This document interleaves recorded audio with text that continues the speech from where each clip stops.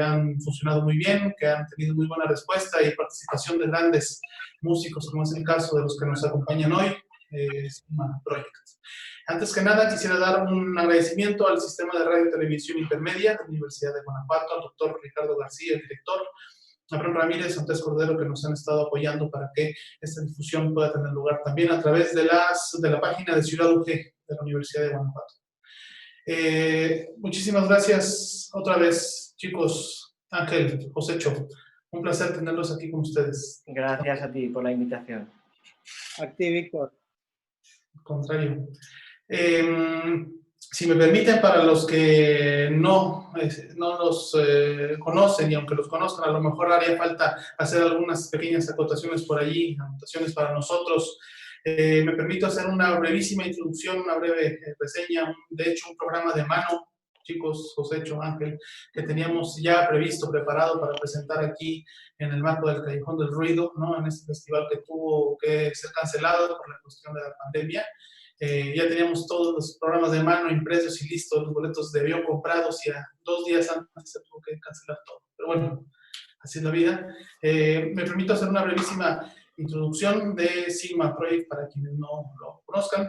Bueno, tal cual, para hacerlo un poco más dinámico, voy a leer algunas citas, sobre todo de gente muy cercana que ha tenido la oportunidad de escuchar a Sigma Project. Esta es una cita de José Luis Besada. Dice: resulta necesario presentar en 2020 a Sigma Project. La ingente cantidad de conciertos que han ofrecido, principalmente en Europa y Latinoamérica, durante su década de andadura, el volumen de obras encargadas durante dicho periodo y la participación en 8 producciones discográficas avalan su notorio papel como una de las activas agrupaciones españolas como embajadores de la música de creación reciente. O bien una más de Mario Lavista, un compositor muy conocido para nosotros en México. Asistir a un concierto del grupo Sigma Project es llevar a cabo una travesía musical en la que el gusto y el asombro son una constante. Escuchar a Sigma Project es, que duda cabe, una de las experiencias más enriquecedoras que uno puede tener. Esto es una cita de Mario Lavista. Entonces, bueno, son personalidades con mucha trayectoria que han tenido la oportunidad de presenciar conciertos de Sigma Project, que en verdad son todo un lujo, ¿no? Muchísimas gracias de nuevo por acompañarnos, Ángel. Micrófonos apagados, por favor.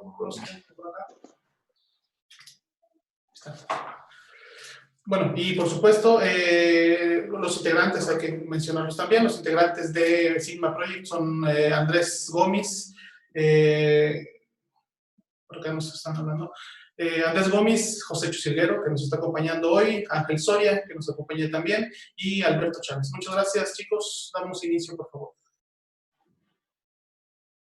Bueno, pues muchas gracias de nuevo, Víctor, por la invitación, por por la invitación a Sigma Project, porque pues dándole espacio a Sigma Project en estas charlas, al final lo que estás haciendo es darle espacio al saxofón y para nosotros, que somos grandes defensores del instrumento y del instrumento contemporáneo, del repertorio actual, pues es todo un lujo poder estar aquí.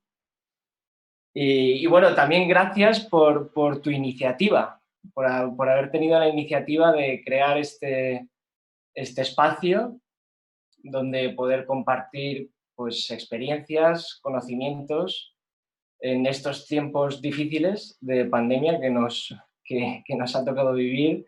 Digamos que con estas charlas, con estos intercambios, pues ayudamos a mantener la llama viva y sobre todo, como digo, a compartir, y al final en la esencia del músico está compartir. Entonces, bueno, que te estamos muy agradecidos por todo. Yo os he estado siguiendo en otras citas, en otras charlas con otros intérpretes. Concretamente pues he visto a Ludwig, a Ignacio, a Mario. Y claro, estamos hablando de violín, piano y flauta. Hablar de técnicas extendidas o técnicas de interpretación contemporánea en estos instrumentos que tienen tantísima tradición, pues no tiene nada que ver con hablar de técnicas de interpretación contemporánea en el saxofón, porque según nuestra visión, el saxofón es precisamente en estas técnicas modernas, en nuestra contemporaneidad, donde encuentra su propia voz original y singular, y sin tener la necesidad de estar buscando modelos, o sin tener la necesidad de estar imitando a otros instrumentos. ¿Y por qué hago esta reflexión? Porque digo yo que si existen unas técnicas de interpretación contemporánea, pues también es porque existen unas técnicas de interpretación tradicional. Y este concepto en el saxofón, técnicas de interpretación tradicional, pues no tiene, por su corta historia, no tiene el sentido que tienen los instrumentos que te he dicho, que te he mencionado anteriormente, ¿no? No tenemos una historia con un repertorio que haya permitido este desarrollo de una técnica tradicional, o al menos no en el grado tan profundo que sí lo tienen estos instrumentos. De hecho, muchas veces cuando trabajamos nuestro repertorio tradicional en los conservatorios, nuestro repertorio clásico, pues siempre utilizamos símiles, comparaciones con otros instrumentos, y decimos, aquí trata no sé, de imitar la ligereza de una flauta. O aquí trata de imitar un golpe de arco de la cuerda. Digamos que necesitamos ese ideal, ese modelo de esos otros instrumentos que tienen más historia que el nuestro. Sin embargo, cuando tocamos repertorio actual, cuando tocamos repertorio contemporáneo, no decimos este multifónico trata de hacerlo imaginándote un fagot, ¿no?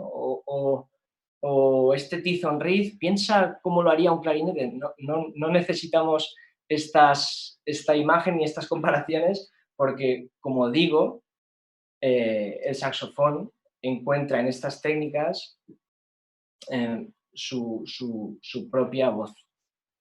Entonces, a la hora de plantear este encuentro, a la hora de plantear esta charla, pues pensé que lo más interesante era, sí, aparte de profundizar en las técnicas, que lo vamos a hacer, vamos a desgranar cada una de las técnicas extendidas.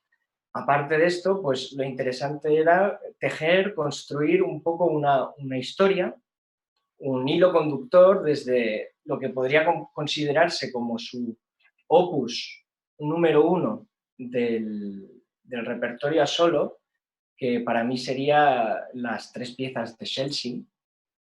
Desde Chelsea, de cómo utilizar el saxofón Chelsea, hasta las últimas investigaciones que se han desarrollado en torno al saxofón, que sí que es cierto que ha habido en los últimos años, sobre todo, mucha investigación en torno al saxofón, mucha investigación en cuanto a sus posibilidades, y esto lo que ha propiciado es que estas investigaciones al final han cristalizado en repertorio de gran calidad y sobre todo de gran singularidad.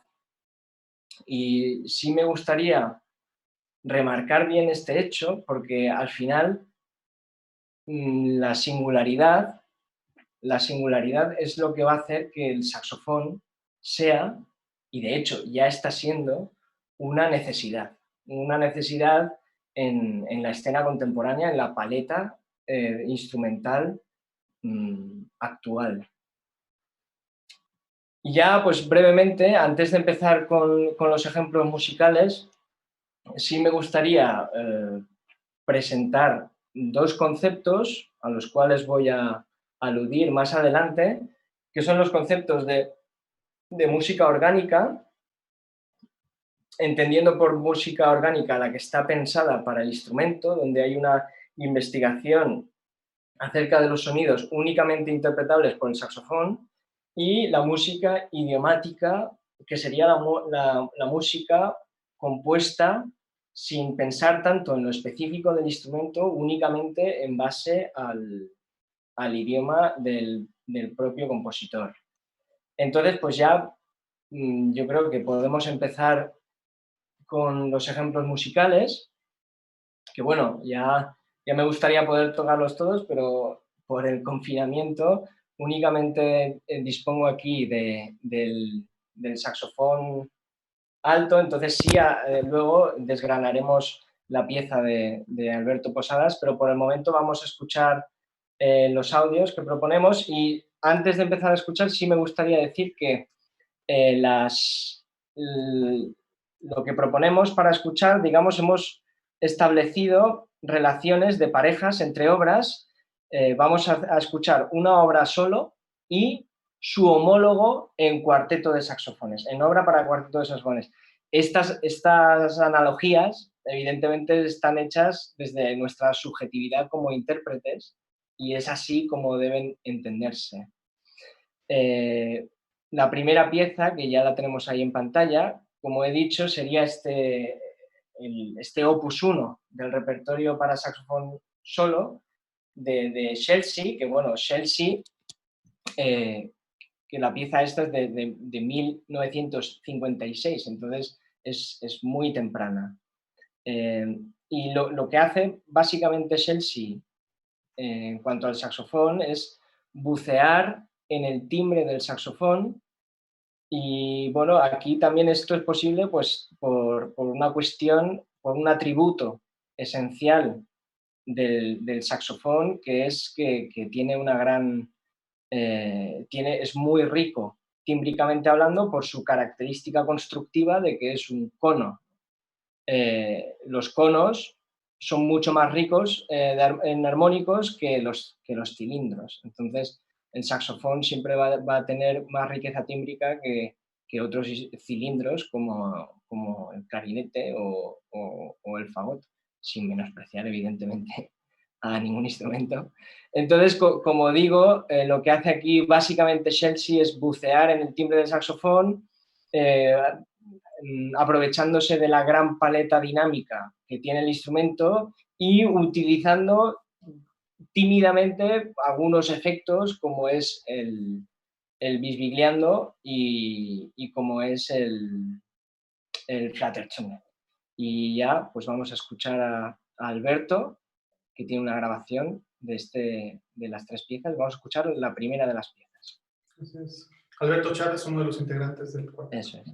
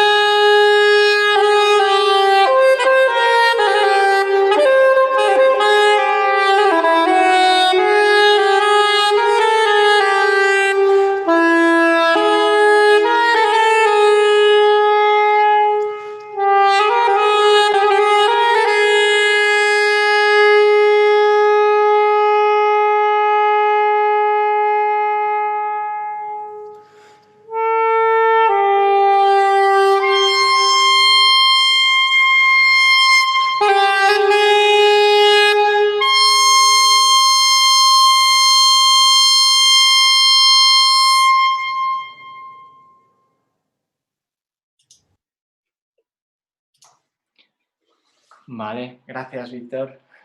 Vale. Vale, pues continuamos como digo, vamos a establecer estas parejas de obras entre obras a solo y su homólogo en cuarteto. Entonces, ahora iríamos con Georgina Derbez y su Marinero Soy de Amor, su obra para cuarteto de saxofones. Y aquí en esta pieza también, al igual que Chelsea, pues también hay un fuerte componente tímbrico. Y además, igual que Chelsea, pues también bastante uso del bisbigliando. El principio, que es lo que vamos a escuchar, es básicamente un diálogo entre los saxofones altos,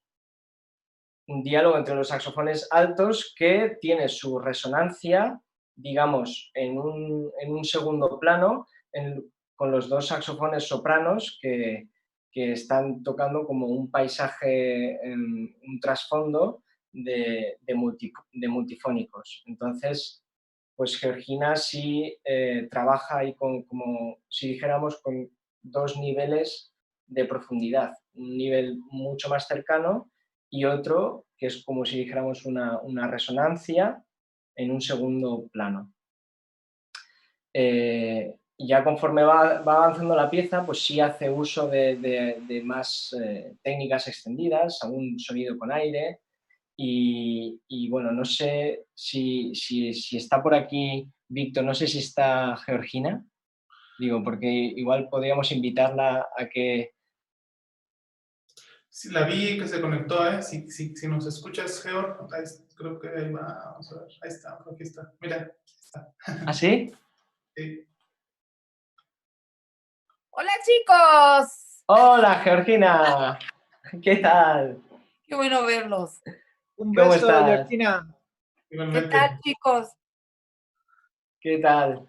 Díganme, ¿en qué puedo servirlos, chicos? Bueno, pues no, como estamos aquí tejiendo un poco una evolución en cuanto a las técnicas extendidas, a la utilización de las técnicas extendidas y también desde la perspectiva también de lo orgánico del instrumento, la investigación sobre el instrumento y lo idiomático del compositor, pues en nuestra subjetividad, como no, nosotros hemos establecido ese paralelismo con Chelsea porque tu obra pues sí tiene ese componente de un timbre muy cuidado, un timbre muy definido y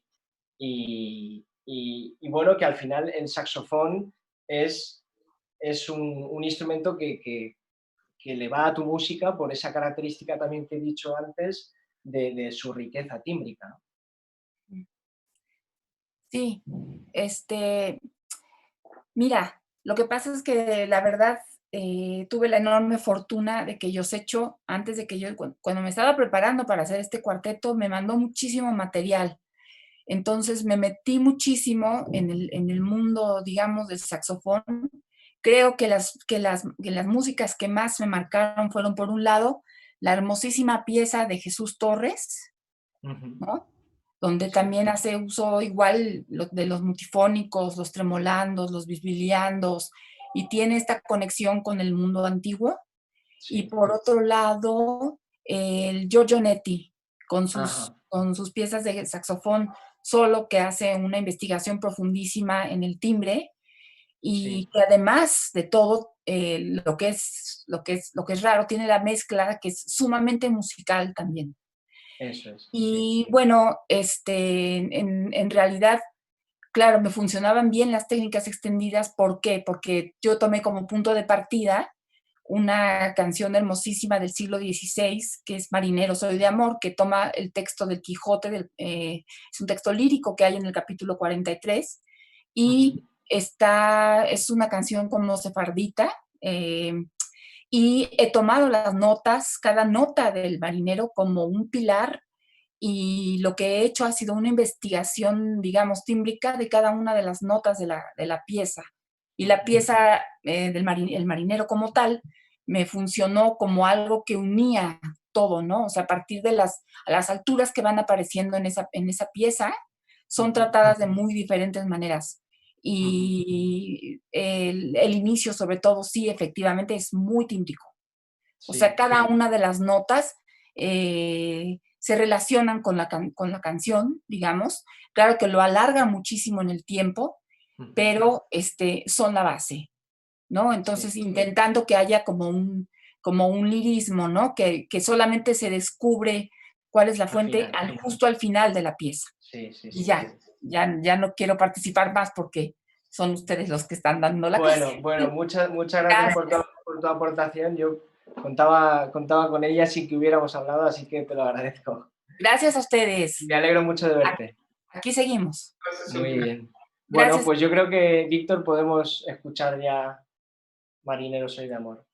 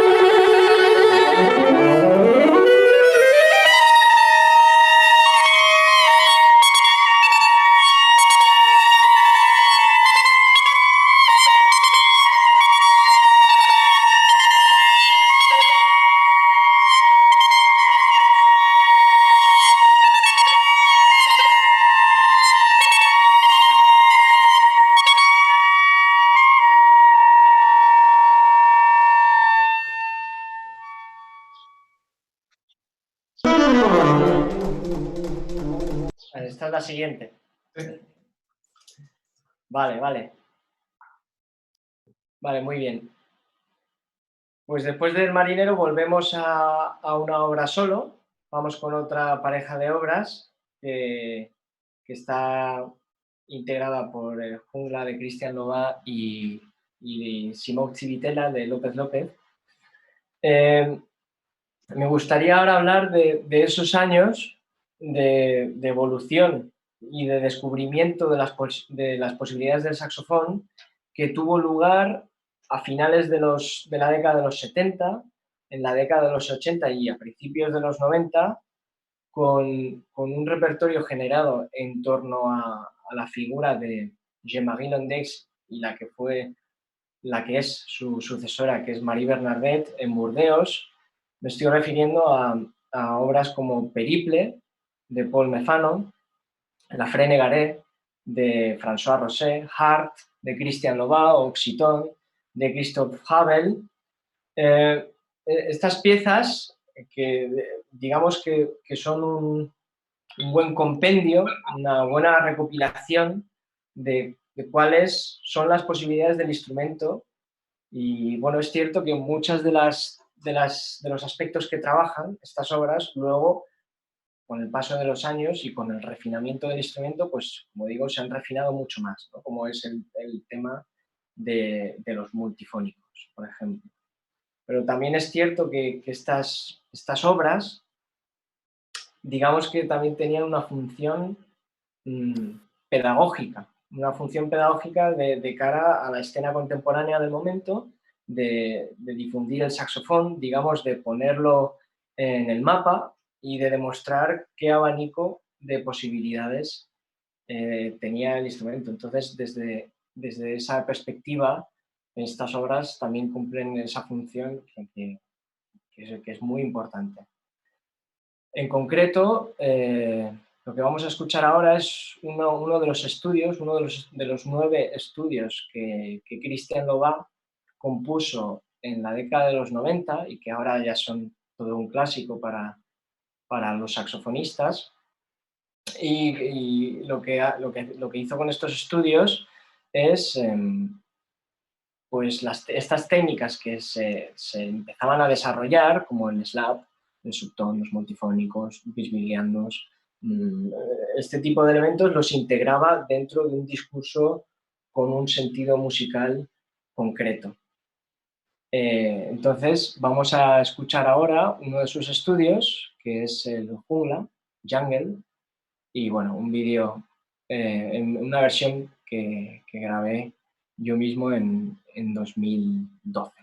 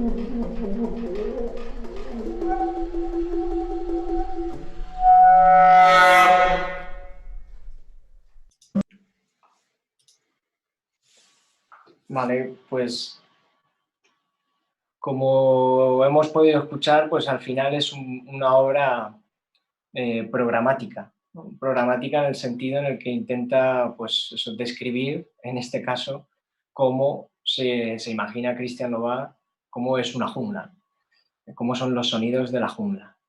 Y en el sentido este de obra descriptiva, de colorista, es donde siempre dentro de nuestra subjetividad pues hemos encontrado la conexión con la siguiente obra, que es el cuarteto de saxos Simón Civitella de José Manuel López López.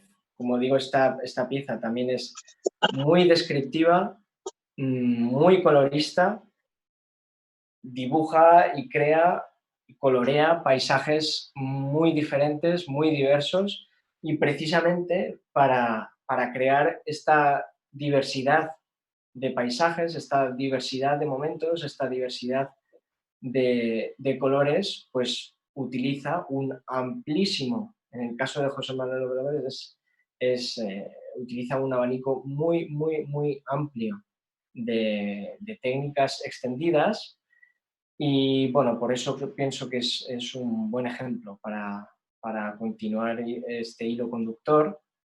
Y bueno, la obra la compuso en el castillo de Civitella Rainieri, que está en Italia, la compuso durante su estancia allí, y tiene un poco la pretensión, el objetivo de describir esos paisajes del castillo de Civitella Rainieri, que además no únicamente son paisajes, digamos, donde hay flora, sino que también se pueden adivinar algunos gestos, algunos sonidos que evocan también a la fauna de la región, ¿no? De allí, del castillo de Civitella Rainieri. Y bueno, vamos a escuchar una grabación de Sigma Project, creo que la grabación es del 2012, si no me equivoco, está en el primer disco Sigma, en el primer disco que grabamos junto a Sigma Project, Utopías, es una de las 6 piezas que están en ese disco. Pues eso, una pregunta, perdón, todas las dudas que haya y todo esto al final, ¿verdad? Me imagino, porque sobre lo del agua, por ejemplo, sería interesante hacer algún par de anotaciones sobre los slaps, por ejemplo. Sí, bueno, pues sí, pues lo podemos comentar, sí, brevemente, sí, que no he visto la pregunta. No, Sí. yo tengo dudas o Ah. anotación sobre el tema de, por ejemplo, esos slaps que se utilizan en la UBA, que son unos Sí. slaps un poco más cortos de los normales, ¿no? Sería una especie de slap corto, tal cual, ¿no? Sí, al final es como digamos, uno de los aspectos que trabaja la pieza es la capacidad de integrar el slap dentro de un discurso subtón, pues a una velocidad muy rápida, pues no se puede pretender hacer un slap digamos, muy fuerte, o un slap con mucha carga de altura, con mucho sonido, ¿no? Entonces, en ese sentido, sí son unos slaps como ligeros, como livianos, donde la lengua prácticamente no hay esfuerzo por parte de la lengua, simplemente es, al final, la sensación del intérprete al hacer slaps continuados rápido, pues es como si estuvieras haciendo un ataque normal. En este caso sí que hay un poco más de ventosa, ¿no? La lengua sí que ejerce ventosa sobre la base de la caña, pero ya te digo, ligero, liviano, para poder darle velocidad. Claro, claro. Sí, porque si no hay que tomar mucho más tiempo para ir a jalar la caña. Claro. Si quieres más dinámica, de hecho, bueno, en el vídeo se nota también que la sección donde hay más slaps seguidos, al final hay un crescendo y el tempo se baja porque al final no puedo aguantar la misma velocidad, ¿no? En una dinámica piano, pues es más fácil hacer slaps muy rápidos que una dinámica forte. Forte, claro, por supuesto. De hecho, recuerdo, ¿no? También me imagino que cambia un poco de saxofonista en saxofonista la velocidad a la que puede hacer ciertos efectos, ¿no? Claro, eso también depende de los atributos de cada intérprete. Igual hay intérpretes que no pueden hacer semicorcheas a 132, ¿no? Negra igual a 132. Sí. Recuerdo nuestro último encuentro en la Ciudad de México, ¿no? Que todos voltearon a ver a Alberto y le dijeron, a ver, Alberto, haz lo tuyo, ¿no? Y haciendo una velocidad impresionante. Sí, claro, por eso digo que depende de los atributos de cada intérprete. Al final, Alberto, pues tiene una lengua endiabladamente rápida. Sí. Bueno, sería posible, no sé, Ángel, si nos puedes hacer un poquito de demostración acerca del slap, aprovechando que tienes por ahí. Sí. Un segundo que tengo la...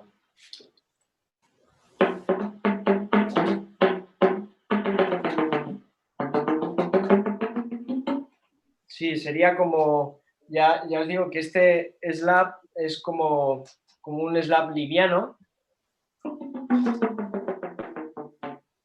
Y en el lado opuesto pues tendríamos un slap más potente, más fuerte, que evidentemente no puedo hacer a la misma velocidad que... O sea, la velocidad al final también depende de la dinámica y de la resonancia, ¿no? O sea, también puedes... hay un espectro de resonancias muy diferentes que puedes conjugar desde slaps, que esto lo trabaja, por ejemplo, José María Sánchez Verdú, ¿no? En el ciclo que luego voy a hablar de él. Slaps sin altura.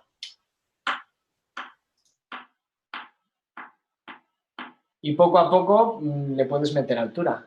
Conforme, si os fijáis, para ese slap sin altura, no cierro, la embocadura no cierra la boquilla. En cuanto voy cerrando la boca sobre la boquilla, pues ya se va coloreando un poco la altura de la nota que yo esté digitando.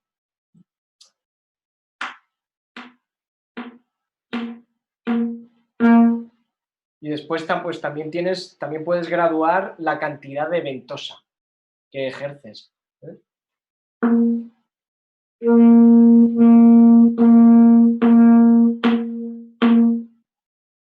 Bueno, eso sería en cuanto al slap cerrado, pero también tendríamos el slap, que es el open slap, ¿no? El slap abierto, que sí que es más vigoroso. Así es, gracias Ángel, muchas gracias. Entonces pasamos a López López. Sí, escuchamos López López.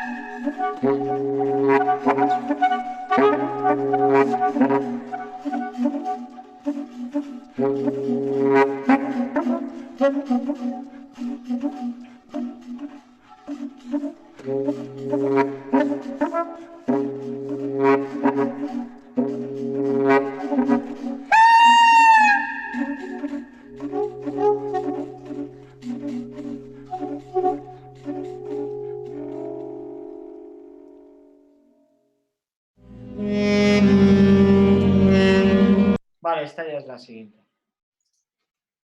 Vale, entonces yo creo que es la característica que digo de Simón Civitella, que es música descriptiva, creo que ha quedado clara. Al final es una música hiper colorista y, como digo, pues López López se sirve de las técnicas extendidas, de todas las herramientas que le ofrece el saxofón, pues para poder dibujar, para poder describir todos estos pasajes, paisajes con sonidos. Entonces ahora seguimos y vamos a escuchar ahora una pieza de Carlos Satué que se llama El laberinto de la noche. En este caso no es una pieza solo, sino que es una pieza para saxofón solista y ensemble. Satué es de la generación de López López. Es un poco más joven, es del 58 y se formó básicamente al igual que Alberto Posadas, con Francisco Guerrero. Satué también, digamos que en el cuerpo de su trabajo, lo que hizo fundamentalmente es continuar con el desarrollo matemático e informático que en su época ya inició Guerrero. Y bueno, esta pieza que vamos a escuchar es una buena muestra de ello. Para la composición se basó en una plataforma que desarrolló junto a Carlos Frías, una plataforma que se llama Cygnus X1, y que a través de esta plataforma Satué obtuvo los materiales para escribir sobre todo la parte de ensemble. Entonces vamos a escuchar el tercer movimiento, que como veréis pues es un movimiento que hace uso de muchos multifónicos y escalas virtuosas con mucha microtonía. Y bueno, el intérprete es Josécho Silguero, con el grupo Enigma, en un concierto en Alicante, en el 2007.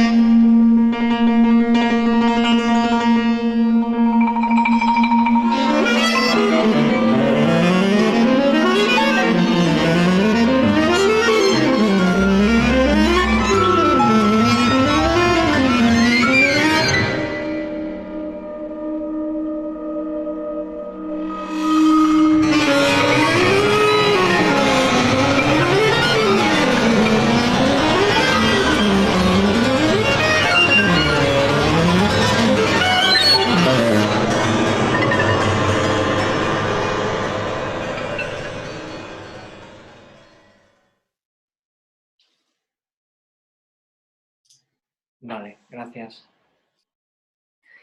Bien, y ahora pues ya nos vamos con la obra de nuestro anfitrión, con la obra de Víctor, con su cuarteto de saxofones, Grande Équerre, ensayo sobre la negación. Y bueno, voy a hablar de ella. Víctor, espero que no me lo tengas en cuenta. Al No, contrario. ahora, luego, o sea, voy a introducirla un poco desde nuestra visión del intérprete y luego, pues si nos quieres decir cómo ha sido tu proceso compositivo, pues... está claro que esta pieza es del 2014 y en el 2014 pues ya ha habido un desarrollo de la paleta de las posibilidades del saxofón enorme. Entonces, dentro de esta paleta de las posibilidades del instrumento, hay técnicas que son muy agrias, muy, digamos, hirientes, y hay otras pues, que son igual más dulces, más calmadas. Y la elección de las técnicas de cada compositor también viene dada por su posicionamiento estético. Estamos de acuerdo en que hoy en día cada compositor se erige como su propia estética compositiva, ¿no? Cada compositor quiere diferenciarse de los demás, quiere sonar original, quiere que su voz sea única, personal. Entonces, en ese sentido, la elección de las técnicas que hace cada compositor también de alguna manera define, como digo, su personalidad, su propia estética. Y bueno, en el caso de Víctor, pues por su posicionamiento estético siempre tiende a escoger técnicas pues como el teeth and reed, multifónicos hirientes, pero también tienes el extremo opuesto, ¿no? Es como que la sensación que tengo yo como intérprete, es como que a ti te gustan los extremos, polarizar al máximo los materiales del intérprete y del instrumento y moverte un poco entre esos dos mundos que al final también se puede establecer esa unión entre un generador y su resonancia, ¿no? No sé qué puedes añadir tú, cuál ha sido tu idea a la hora de componer la pieza, a la hora de acercarte al saxofón. Sí, gracias, Ángel. Sí, justamente fíjate que yo suelo pensar mucho de esa manera, de no contrastes, en poder tener justamente esa paleta como de colores que sea evidente, digamos, una faceta que quiero explorar, y para que ese timbre, ese color, esa idea que tengo surja y sea clara para mí, muchas veces lo que suelo hacer es trabajarla con contrastes, para que justamente destaque, digamos, del entorno, ¿no? Uh-huh. Y concretamente sobre el pasaje, si quieres aprovecho de una vez. Fue un poco, bueno, lo estaba pensando en la mañana, ya fue una pieza, como dices tú, 2014, ¿no? Se tocó. Sí. Y justamente lo que yo quería trabajar, escribir, sobre todo en esta parte final, que es la que vamos a poner, fue un poco como de qué manera se puede escribir un poco el caos, ¿ves? El desastre total, ¿no? La ruptura, todo ese tipo de cosas. Y en qué manera tú puedes tratar de controlar todo eso, ¿no? Es decir, pensar realmente en el sistema de escritura del caos, ¿no? Del desastre, ¿no? De lo que no funciona, digamos, o de lo que es completamente indeterminado, ¿no? Que se sale un poco de nuestro control. Y en ese sentido, como jugar un poquito esa distancia con el papel, con el papel y con el músico, con la idea misma, ¿no? Entonces, no sé, ahora que veamos el ejemplo, habrá partes incluso que pareciera que funcionan un poco solas, así muy eléctricas, no sé si estás de acuerdo. A lo mejor tocándolo es distinto, y ahí me gustaría que tú me respondieras ahora, pero ya escuchándolo ahora, después de algunos años, no sé qué te parezca, pareciera como una especie como de maquinaria, ¿no? Sí.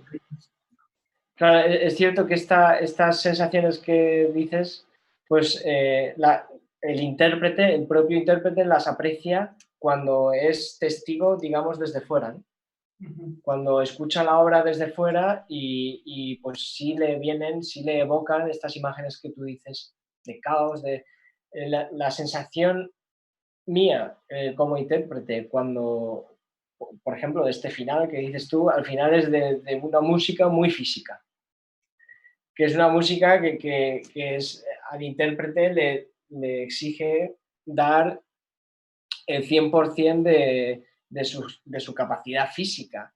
Encima el saxofón pues es un instrumento que es bastante, digamos, exigente, ¿no? Encima ahí estamos en tu pieza concretamente estamos con los saxofones graves, yo que estoy con el saxofón barítono, entonces pues sí es como que hay que echar mucho aire continuamente, tienes que estar nutriéndote de aire porque enseguida se te acaba y también rozando un poco el dolor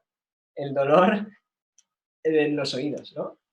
Y bueno, por eso digo que, claro, la perspectiva del intérprete es diferente, ¿no? Cuando yo escucho la obra estos días que la he estado escuchando desde fuera, pues las imágenes que me evocan, la verdad es que sí son diferentes, ¿no? Y se acercan más a lo que tú dices del caos, un caos, pero que en definitiva, pues ordenado, ¿no? Pues justamente es eso, ¿no? De qué manera y hasta qué punto se podría intentar de controlar ese caos, ¿no? O esculpir, digamos, ¿no? Es una materia como muy bruta, muy, digamos así, en materia prima como tal, y se está casi como tallando, ¿no? Como si fueras un escultor, no sé, una cosa así. Y es verdad que, por supuesto, las dimensiones cambian mucho cuando lo ves desde el intérprete, del compositor, del escucha, todo esto, ¿no? Ahora esto que hablas de la cuestión física es interesante también, ya para concluir mi parte, si quieres, y está bastante relacionado con La Fuente, que fue justamente Anthony Tapies, ¿no? Entonces su trabajo es muy físico, justamente en cuestión, en el sentido de lo matérico, por ejemplo, ¿no? Del uso de otro tipo de materiales que se incorporan a su pintura, ¿no? Muy bien. Pues vamos a escucharlo. Okay.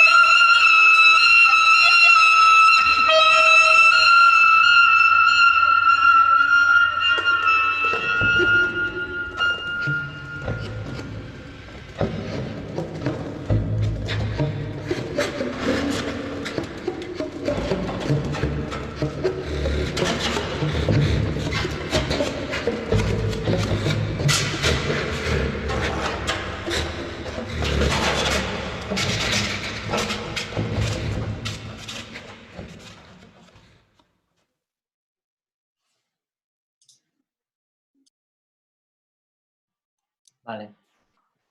Sí, pues al final es un poco esa sensación, ¿no? De orden, de cierto orden en el caos, pues sí que se escucha construcciones al final que van contribuyendo a ese sonido a priori caótico. Vale, pues vamos con ya el siguiente bloque, que sería el último ya, que está formado por Transitus para saxofón bajo y Senderos que se bifurcan de Alberto Posadas para cuarteto de saxofones.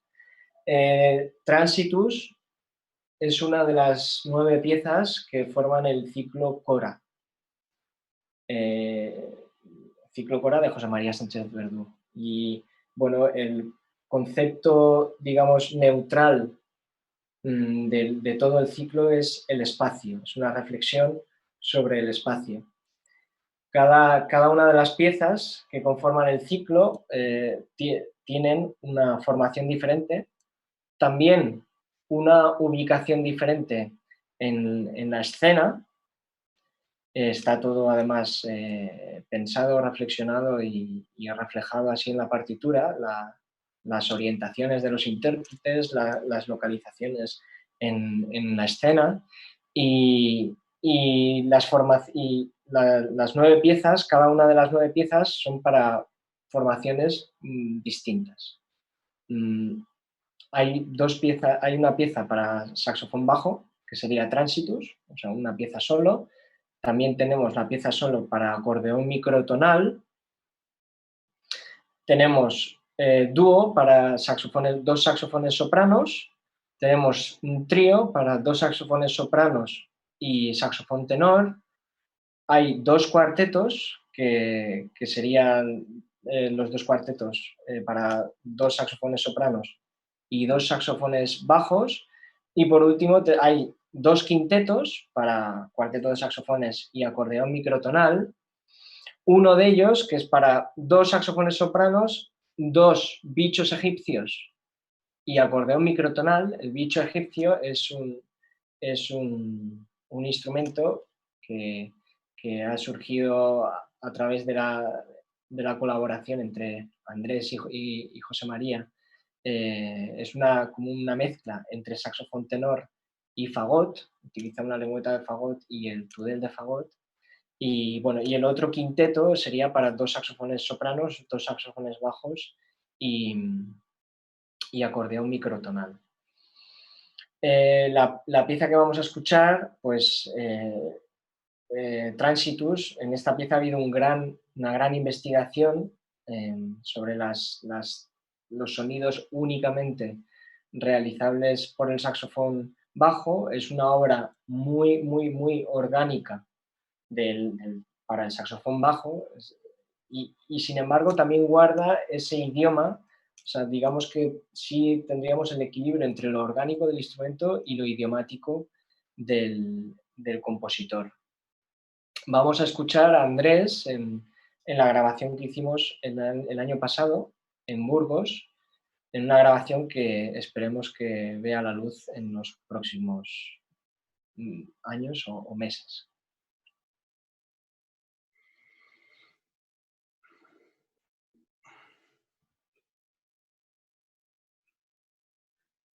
Eso es la leyenda.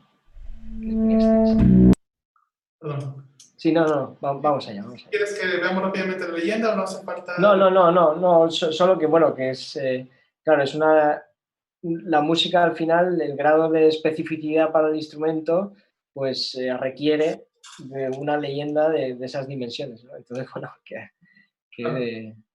simple, eso es, que al final hay mucha letra.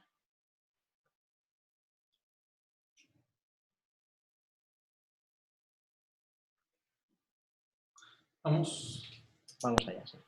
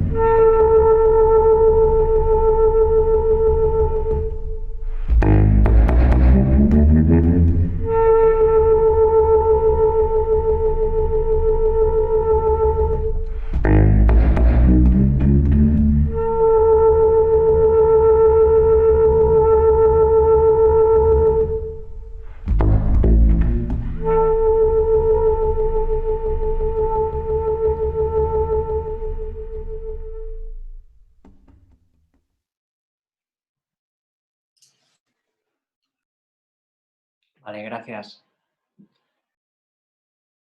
Muy bien. Y ahora ya vamos con la última de las piezas que vamos a lanzar, que sería la que dialogaría con este Transitus de José María Sánchez Verdú, que es Senderos que se bifurcan, de Alberto Posadas. Senderos que se bifurcan es el tercero de los cuartetos de su ciclo Poética del laberinto. La Poética del laberinto está formada por Knossos, Klimen en Dalen y el tercero de los cuartetos, que es Senderos que se bifurcan. En todo el ciclo también hay una gran investigación acerca de las posibilidades del instrumento, con el añadido de que Alberto Posadas añade sordinas a los saxofones, sordinas como esta que tengo aquí, y las sordinas lo que hacen es que permiten obtener sonidos multifónicos muy polarizados, es decir, sonidos muy agudos simultáneamente con sonidos muy graves y muteando o silenciando toda la parte, digamos, del espectro central de los armónicos. Entonces, es un sonido al final que resulta muy, muy electrónico, y cuando escuchas, sobre todo Klimen en Dalen, que es el segundo de los cuartetos, pues tienes la sensación de no sabes muy bien qué estás escuchando, si es un cuarteto de saxofones, si es música electrónica. Al final, en esa investigación, esa investigación por parte de Alberto Posadas es la que permite evocar esas imágenes, esos sonidos que te trasladan, te llevan de forma casi laberíntica a otras dimensiones. Entonces, bueno, dicho sea de paso, aprovecho para hacer un poco de promoción del CD que acabamos de sacar con Vergo y que íbamos a presentar ahí en la Ciudad de México antes de que la pandemia pues se extendiera por todo el mundo. Y bueno, esperamos algún día poder presentar el disco de La Poética del laberinto con el sello alemán Vergo, y que, bueno, Josécho, que está aquí con nosotros, puede poner la información en el grupo. Y vamos a escuchar, como digo, el final del cuarteto de Senderos que se bifurcan. 2 saxofones barítonos con 2 saxofones tenores y sus respectivas sordinas.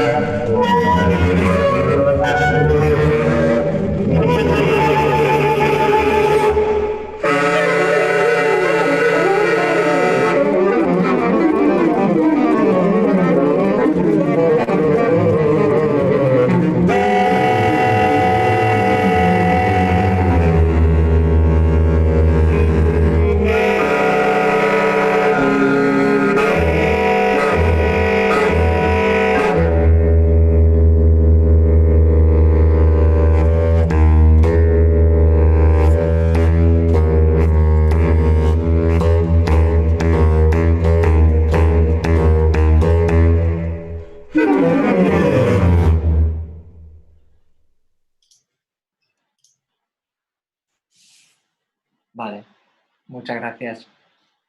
Gracias a ti. Ese es el final de todo el ciclo. Y bueno, pues ahora, si te parece, podríamos empezar una sección más, más dialogante o más de simplemente para generar un poco de, pues, de diálogo. Sí me gustaría pues, presentar un poco las técnicas extendidas en base a, como digo, a la pieza para saxofón alto, Fragmentos fracturados, de Alberto Posadas, que pertenece al ciclo Veredas. Veredas es el ciclo que ha compuesto Alberto Posadas conjuntamente con Ricardo Capellino y que está compuesto por una pieza a solo para cada uno de los saxofones, desde el saxofón sopranino hasta saxofón bajo. Y bueno, está basado el ciclo en los poemas del poeta español, del poeta gallego, José Ángel Valente. Y bueno, también es interesante destacar que fruto de esta colaboración entre Alberto y Ricardo, han publicado un libro que yo creo que es, si aquí hay muchos compositores, creo que es interesante que lo conozcan, que es el de Nuevas perspectivas sobre el saxofón, desde la exploración sonora hasta la composición, de Ricardo Capellino y Alberto Posadas. Y ya que cito este libro, pues también es necesario citar el otro, digamos, libro esencial, tanto para intérpretes como para compositores, pues sería el libro publicado por Marcus Weiss y Giorgio Netti, que se llama las técnicas de Techniques of Saxophone Playing. Que bueno, es interesante, ¿no?, ver cómo Marcus utiliza The Techniques of Saxophone Playing y no dice The New Techniques of Saxophone Playing, ¿no? Haciendo un poco, digamos, confirmando un poco mi teoría, ¿no?, de que al final estas técnicas de interpretación son la esencia del saxofón. Entonces, en ese sentido es interesante. Pues como digo, vamos a ver Fragmentos fracturados, que me parece una obra muy, muy apropiada para acercarse a todo el abanico de técnicas, porque en el principio tienes prácticamente toda la paleta de técnicas. Y claro, utilizar toda la paleta de técnicas a nivel compositivo, pues tiene el riesgo, tiene el peligro de que la obra, más que una obra, pues se convierta en un catálogo, ¿no?, en un catálogo de efectos, ¿no?, que no haya una idea que se desarrolle. ¿Y cómo soluciona este problema Alberto? Pues de una manera muy inteligente, con una técnica que se lleva siglos haciendo, ¿no?, algo tan sencillo como un ostinato. El ostinato es digamos, el hilo conductor de toda la pieza, Fragmentos fracturados, y bueno, este hilo conductor se va desarrollando, va adquiriendo formas diferentes. La pieza tiene una estructura muy lineal, muy ascendente, y que además que lo que propicia es que sea pues muy compacta en ese sentido la estructura. Y si te parece, Víctor, puedes compartir la primera página de Fragmentos. Entonces, voy a ir simplemente citando los efectos que tenemos. Como veréis, al principio tenemos un bisbigliando fa, cuarto de tono alto, que glisa a re.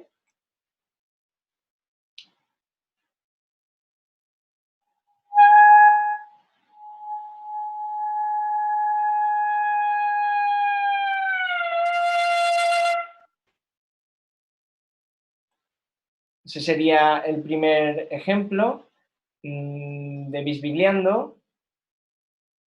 Más ejemplos de bisbiliando los encontramos en el final del primer pentagrama.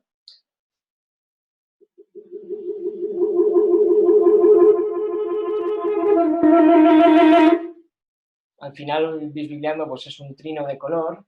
Y sí me parece interesante pues, esta combinación que hace Alberto entre el bisbiliando, el propio bisbiliando, y un glissando descendente.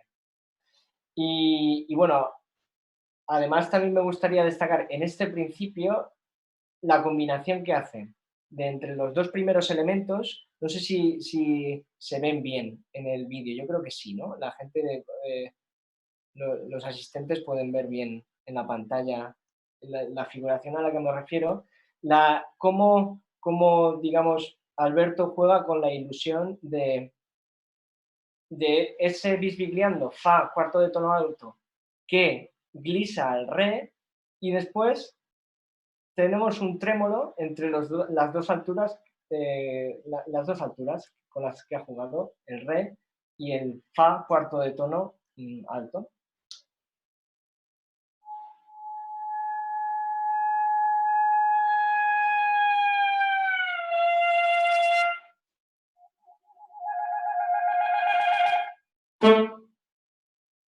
Vale, y ahí con ese fa sostenido de primer espacio ya tendríamos el primer elemento de lo que va a ser el ostinato, ¿no? Como veis, el ostinato pues,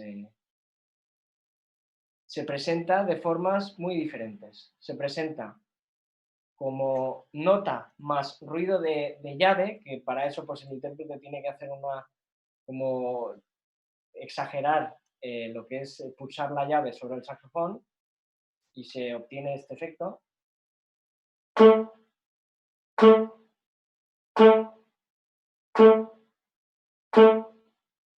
Con lo cual tenemos como, además de la altura, tenemos esa intención más de percusión, ¿no? más insistente sobre el ostinato. Después tenemos el ostinato en forma de solo aire, más un poco de sombra de sonido.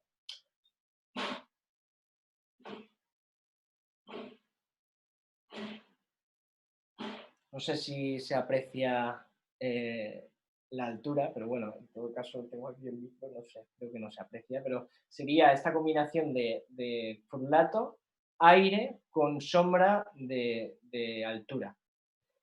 Y también tenemos el ostinato en forma de tongue-ram.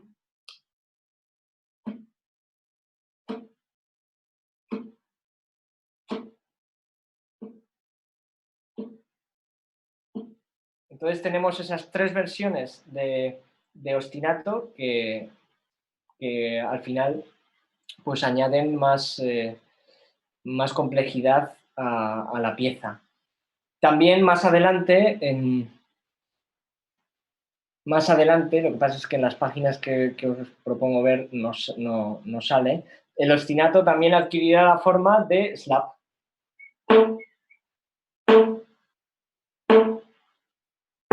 Entonces, bueno, aparece con formatos muy diferentes. ¿Qué más elementos tenemos aquí? ¿Qué más técnicas extendidas?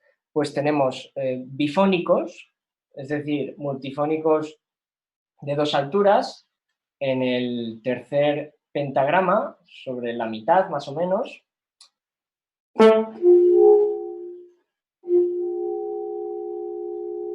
En el segundo pentagrama también tenemos, la combinación de trémolo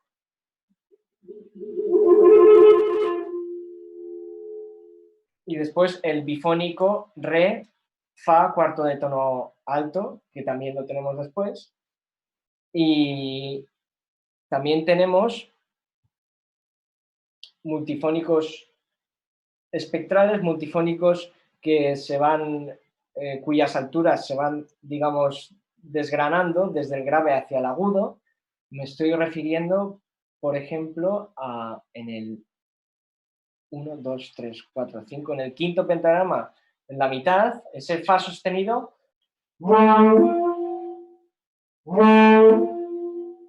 sea, tenemos el sonido generador, que sería el Fa sostenido grave, al cual luego se le añaden unas llaves y a partir de esas llaves, a partir de esa posición, nace el espectro natural del multifónico.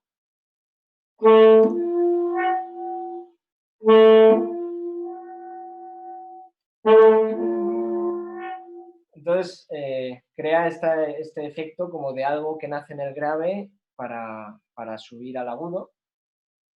Y también tenemos un efecto que es muy posadiano, por decirlo de alguna manera, es muy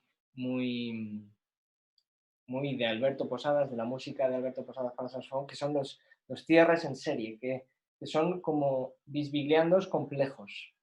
Si pones, por favor, Víctor, la segunda página, eso es, tenemos en el tercer pentagrama de la segunda página, al final, justo al final, tenemos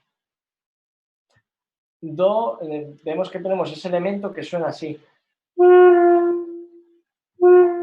que simplemente pues los cierres en serie son llaves que se añaden, que cortan el tubo y por otro lado mueves la mano izquierda para generar ese cambio de altura, ese cambio de color que como digo, pues al final es lo que resulta es un bisbigliano complejo, o sea, un bisbigliano con muchas alturas. También lo tenemos en el cuarto pentagrama.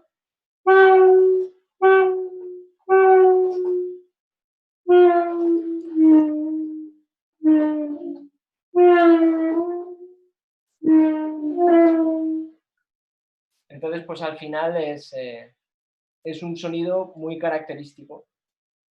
Entonces, pues, si os parece, lo que he pensado es, voy a tocar estas dos primeras páginas para que veamos cómo resultan todos estos materiales conjuntamente, cómo los trabaja Alberto Posadas, cómo les da cohesión y cuando acabemos, pues si a raíz de esto surgen preguntas, pues se puede establecer este diálogo. Si me permite nada más aquí señalar, Ángel, por ¿Sí? favor, antes de que iniciemos, aquí para los estudiantes, sobre todo de composición, lo que está indicado con el rombo va a ser la digitación que él está presentando, sumándole el C3, y la resultante va a ser la neuma ordinaria, ¿verdad? Sí, Digamos, eso esto es un poco como a la Charrino también, por otro lado, ¿no? De modificar un poquito la digitación con una llave extra, digamos, y digitar de manera ordinaria ciertas alturas, ¿no? Entonces lo que te va a dar es una especie como de variante tímbrica sobre un eje, ¿no? Eso es, sí. Sí. Y perdón, Vale. Ángel, bueno, si quieres más al rato podemos preguntar, pero en el caso de la multifónico espectral, que comentabas del cuarto sistema, aquí no te da digitación, ¿no? Entonces tú simplemente conservas la del fa sostenido de abajo y llegas a este armónico, ¿no? Sí que la da, creo que, o sea, me estoy refiriendo al quinto pentagrama. En el quinto pentagrama, Claro. el re, el fa, re, mi, el quinto pentagrama que tienes ahí, 1, 2, 3, 5, C2, C1. Sí, ya, claro. Eso es. Lo quería señalar aquí, pero ya no encuentro nada. Ok, bien. Vale, pues voy allá.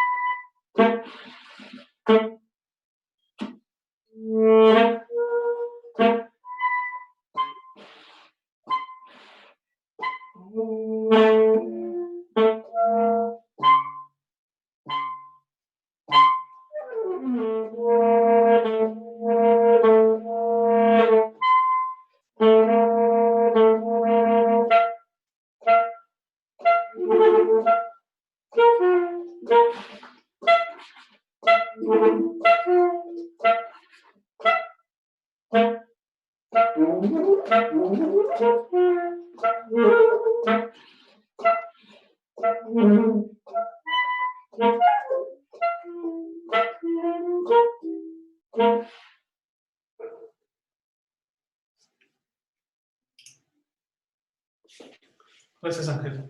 Bueno, únicamente por decir por compartir un spoiler, la música sigue avanzando con este ostinato, que como habéis visto al principio la pulsación es de negra igual a 48 y conforme va avanzando la pieza, pues de negra igual a 60, más adelante negra igual a 75, más adelante negra igual a 93,75. Entonces, de esa manera construye esa estructura lineal de tensión ascendente que, a mi modo de ver, es lo que hace que se mantenga la tensión del oyente. Bueno, pues con esto sería todo por mi parte. Si tenéis dudas, cuestiones, alguna aclaración, aquí estoy. Muchas gracias, Ángel. Muchísimas gracias, de verdad.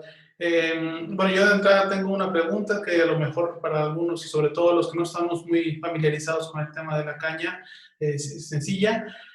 Los glissandos, completamente el inicio de esta pieza, por ejemplo, de la obra de Posadas, estás haciendo allí bueno, digitas el fa cuarto de tono y con la embocadura de alguna manera haces el glissando y después lo completas, Sí. complementas con el re escrito después, ¿no? Sí. Sí, el glissando es un efecto que es, según cómo se utilice, puede ser un poco delicado, porque no funciona entre todas las alturas y además normalmente cuando se escriben glissando, uno los escribe pensando en la cuerda, ¿no? Que en la cuerda pues sí que es algo súper orgánico, súper natural. En el caso del saxofón no es así, no es así. Generalmente funcionan mucho mejor los glissandos descendentes, que los ascendentes no funcionan a no ser que sean algunos concretos que no tengan una amplitud interválica muy grande y ya te digo, en concreto que son Cs, que estamos en el registro agudo del saxofón, pues sí, este sí que funciona. Entonces, bueno, yo el consejo que puedo dar a los compositores que quieran escribir para saxofón es que pregunten a saxofonistas que tengan cerca para que verifiquen que lo que escriben realmente funciona, porque si no, al final, la partitura, la imagen que el compositor tiene en la cabeza, se aleja de la realidad del instrumento. Entonces, esta conexión es muy importante. Sí, gracias. No sé si lo pudieras tocar bien, ¿sí? Para ver un poco la digitación que estás empleando. Sí, claro. Aquí en realidad estoy haciendo un truco, ¿no? Todos los intérpretes tenemos trucos y si te fijas, como para hacer el fa cuarto de tono alto, debo abrir las llaves C1 y C5 simultáneamente. Entonces, como el C5 es la llave que debo quitar para llegar al re, y no me viene bien, el C5 se hace con este dedo, entonces no me viene bien pulsar este dedo porque aquí estoy haciendo el trémolo más -4 que está ahí. Entonces, bueno, pues como digo que tenemos nuestros trucos, yo estoy aquí con el propio dedo, quito la mano de aquí y lo pongo sobre la llave y lo que hago es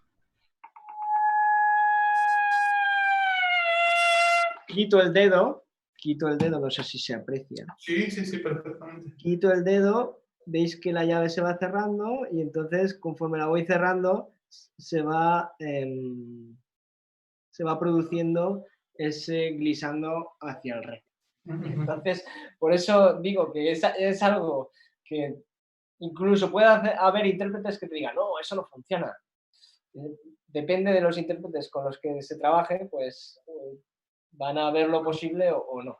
Entonces, bueno. Ahora, eso no está indicado ahí en la partitura, ¿verdad? No, esa técnica no está escrita ahí. Pues hay que mandarle el video a la posada a saber qué dice. Claro, no, hombre, yo supongo que claro, Alberto trabajó esto con Ricardo. La verdad es que no he hablado con Ricardo acerca de este primer efecto. No sé cómo lo hace él. En cualquier caso, a mí me parece una buena solución porque sí que se produce ese biquiliano. Muy bien, muy bien. Gracias, gracias. Pero entonces no agarras el re después, ¿verdad? No lo digitas. Sí, una vez. O sea, yo ese primer sonido lo hago con el C5 aquí y a la vez con esta parte sí que pulso el C1 que está aquí. Ya. Entonces lo tengo ya, digamos que cuando ya cierro esta llave lo que se queda es el re. Mira. Muchas gracias. Te transmitimos entonces algunas preguntas, por favor, Ángel. Vale. ¿Sí? Mira, la primera por aquí que tenemos de justamente un alumno mío de composición, que es saxofonista. Entonces, que si tienes alguna recomendación sobre cómo practicar los slap. Los slap. Pues la primera recomendación sería a la hora de practicar, no usar cañas nuevas, porque el slap es verdad que la caña sufre, ¿no? Y la caña al final se resiente porque el slap se produce por la ventosa, ¿no? De la lengua, el vacío que se crea entre la lengua y la pala de la caña. Cuando retiras la lengua de forma violenta, pues la caña se pega a la lengua y al retirar la lengua, la caña sube violentamente y pega en lo que es el bisel de la boquilla. Y eso es lo que produce ese efecto de percusión. Entonces, la primera recomendación es utilizar cañas viejas. Y yo, tal y como lo suelo hacer al principio, es intentar profundizar o intentar desarrollar la sensación de ventosa. La sensación de ventosa, que a ver, espérate, voy a coger aquí alguna caña que tenga vieja. La sensación de ventosa. Entonces yo aquí estoy haciendo un slap. Lo que estoy haciendo es pegar la pala a la lengua, crear vacío. ¿Y cómo creo el vacío? Pues ondulando un poco la lengua. Al ondular la lengua, creo vacío entre la lengua y la pala. Al retirar la pala es cuando se produce esa ventosa. Entonces, ese sería mi primer consejo, el profundizar en esa sensación. Luego, si aún así uno no es capaz de sacarlo, lo más fácil es con una cuchara. Con una cuchara, no importa el tamaño, de las normales, una cuchara sopera, ahí sí que es más fácil, porque la lengua es como que se acopla y se retira. Y bueno, ya el siguiente paso pues sería la sensación de ventosa en el...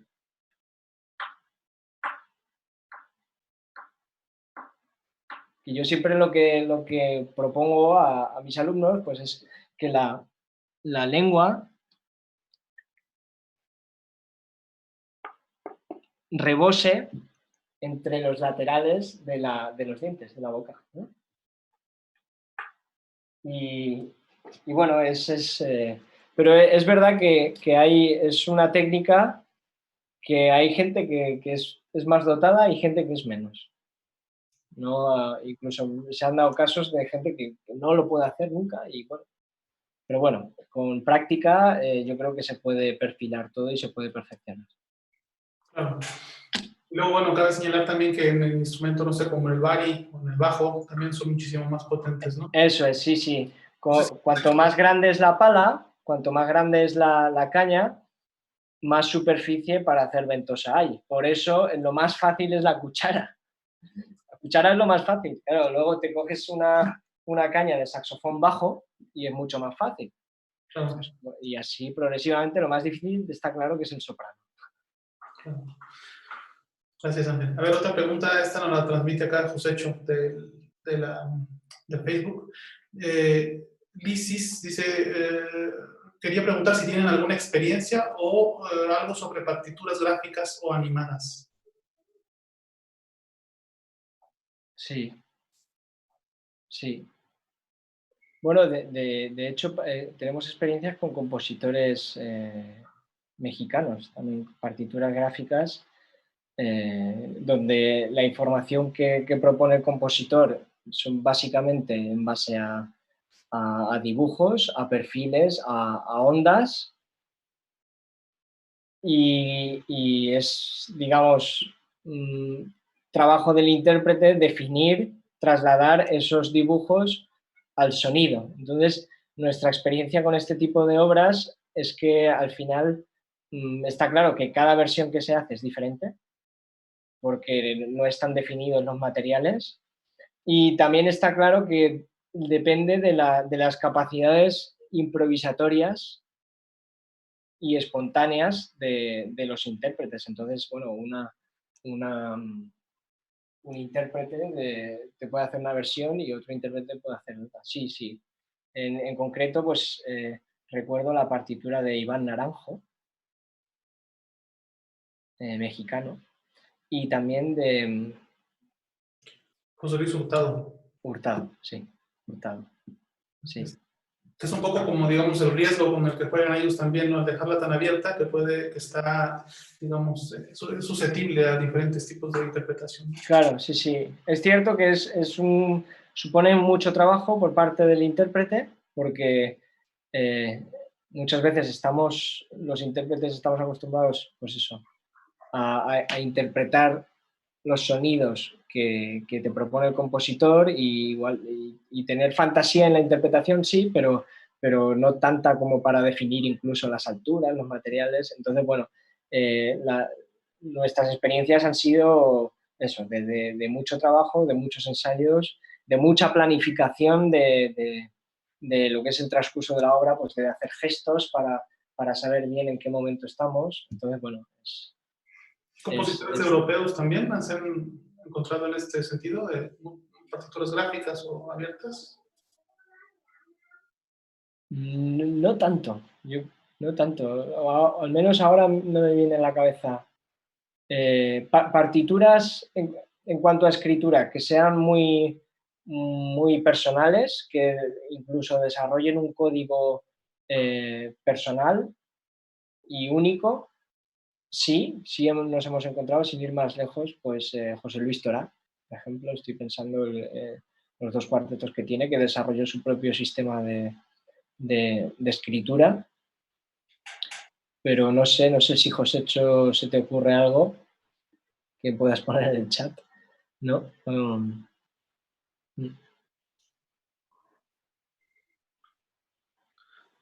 mientras se reacciona aquí Josécho, te paso una del chat, Ángel, ahí dice que Eduardo pregunta que qué tan difícil es quitar la sordina.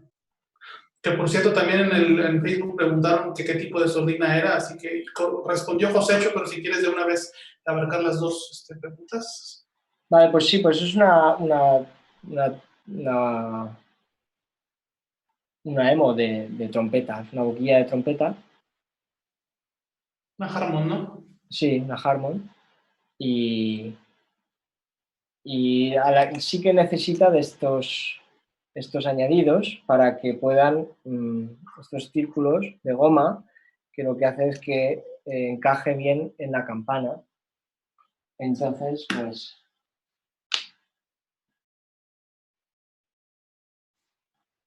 Son boquillas, perdón, sordinas, como digo, una Harmon de trompeta. Si igual, Josécho, puedes compartir la información de las boquillas, de las sordinas, o igual incluso algún pantallazo de la leyenda, que sí que toda esta información está especificada en las partituras. Sí, Pues igual sería interesante hacer algún sonido con las sordinas. Perdón, te decía que en las respuestas de Facebook ya puso el detalle, ¿eh? Nada más. Lo puso, vale. Aprovechando que tenemos esta pregunta, de una vez que la mostraras, por favor. Vale, pues voy a tocar el final, en el final de Klimen-Endalen. Klimen-Endalen es el segundo de los movimientos de la poética del laberinto, y en este es digamos, es el cuarteto más largo, es el cuarteto más dilatado, y es el más lento en cuanto a materiales, y es en el que estaba principalmente la investigación de las sordinas.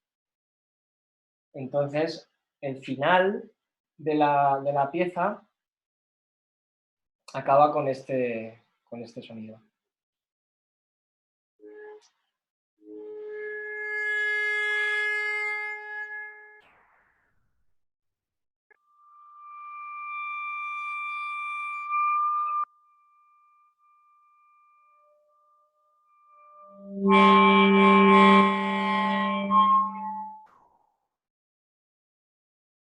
Como vemos, tenemos lo que he comentado antes, que la sordina lo que hace es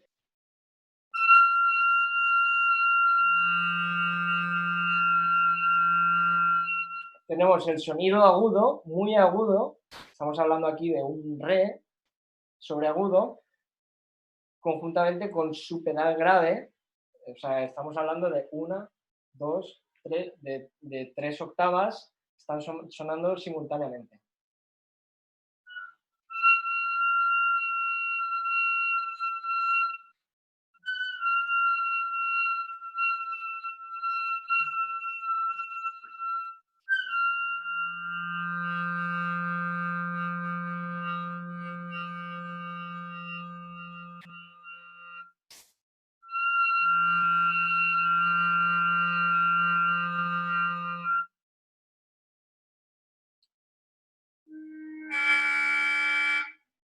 Entonces, sí tiene esa cualidad un poco electrónica, el sonido. Totalmente.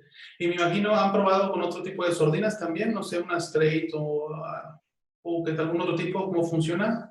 No sé si han tenido. Tengo aquí porque las del saxofón tenor son diferentes. Un segundo, la tengo aquí.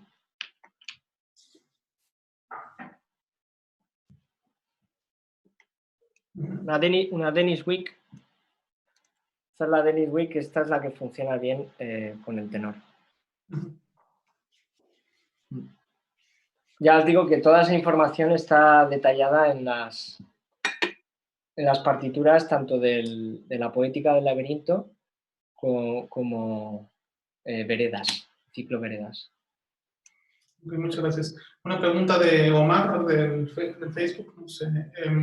Dice que si dentro de la línea de composición espectral, Grisey, Chelsea, Rosé, existen composiciones para saxofón y orquesta. Sí, bueno, me viene a la cabeza el concierto de Haas para saxofón, barítono y orquesta, que empieza con ese multifónico espectral impresionante, ¿no? Con ese la grave del barítono que se descompone en sus armónicos naturales, y sí, esa es la pieza que me viene a la cabeza. Creo que es del si no me equivoco, del 2010 o 2011. Y bueno, el audio está en el YouTube. En el YouTube está la información. Creo que incluso es una audio partitura. Y también, bueno, en cierto sentido, la pieza para saxofón bajo, contrabajo de José María Sánchez Verdú, que también está en el YouTube, interpretada por Andrés Gómez. Gracias. Elogio del tránsito. Sí. Por acá, y François Rosé debe de tener también alguna cosa por allí, ¿no? No, que tiene cosas para saxofón. François Rosé tiene un concierto para saxofón y orquesta. No recuerdo ahora el nombre, sé que fue una de las obras obligadas en el concurso de Jean-Marie Londex no me acuerdo ahora el año y no me acuerdo del título, pero sí tiene. Ya digo que fue la obra obligada en el concurso internacional de interpretación Jean-Marie Londex que se celebra en Bangkok, en Tailandia. La última edición fue en 2017, 18. Gracias. Otra más de Miguel Urquizo. ¿Algún tipo de bibliografía para las digitaciones del registro más alto, del altísimo? Pues precisamente en el libro de Marcus Weiss creo que hay información al respecto. Y si no, yo tengo PDFs que podría compartir. Si quieres, puedo, si estás atento, te pongo mi correo electrónico, escríbeme y con gusto te paso esa información. angelsoriadiaz@gmail.com. Con gusto te paso información acerca de digitaciones del registro sobreagudo en todos los saxofones. angelsoriadiaz@gmail.com, ¿no? Sí. Entonces, no sé si hay otra pregunta más por aquí a los que nos están acompañando en la sesión de Zoom. O, Josécho, si hay alguna otra pregunta de Facebook. No. Bueno, por acá nos está saludando Sánchez Verdú, que dice que tuvo que dar clase, que no nos pudo acompañar, pero que luego lo ven diferido. Ah, bueno. Saludamos. Muy bien, le pitarán los oídos. Sí. Y pues bueno, aprovechemos justamente a que esta sea una actividad, digamos, relacionada con su venida también para acá, para México, que está originalmente planeada desde marzo, en el marco del Callejón del Ruido, ¿no? Ángel, como lo comentamos. Sí. Qué lástima que no se pudo llevar a cabo por la situación que ya conocemos todos. Una lástima, sí. Pero bueno, esperemos que haya otra oportunidad más adelante, ¿no? No sé si hay otra pregunta, José, por allí de Facebook. No, dice que no, todo bien. Bueno, pues muchísimas gracias. No hay más por acá tampoco. Estamos por allí. Pasó información, Josécho, ¿verdad? Josécho, hola. No hay preguntas, no, por ahora. No, creo que ya. Por acá estaban preguntando de las cañas de tu saxofón barítono. A ver si dabas unas hostias. Hay que tocar sin cañas. Bueno, Josécho, ¿algo que quieras agregar? Ángel, Josécho, estamos listos. Está bien. Muchas gracias de nuevo, Víctor, por toda la plataforma y bueno, que eso, deseando ya que toda esta pesadilla pase, que esta incertidumbre en la que estamos día a día pase, que nos desconectemos de esta pandemia y podamos volver a conectarnos, ¿no? con la música y no, o sea, está muy bien al final que mantengamos la comunicación online, pero al final nunca podrá sustituir el live, ¿no? Eso está claro. Así es. Bueno, es una lástima, pero bueno, lo dijimos ayer, con esta situación hay brechas que se marcaron, ¿no? Ahora estamos viendo a nuestros alumnos a distancia allí con el Zoom y todo esto, pero por otro lado también esta situación permitió que fuera posible este encuentro a 8,000 kilómetros de distancia, así que bueno. Un abrazo grande a todos. Bien, Víctor. Ángel, Josécho, me lo transmite también a Alberto, Andrés, esperando vernos pronto por aquí.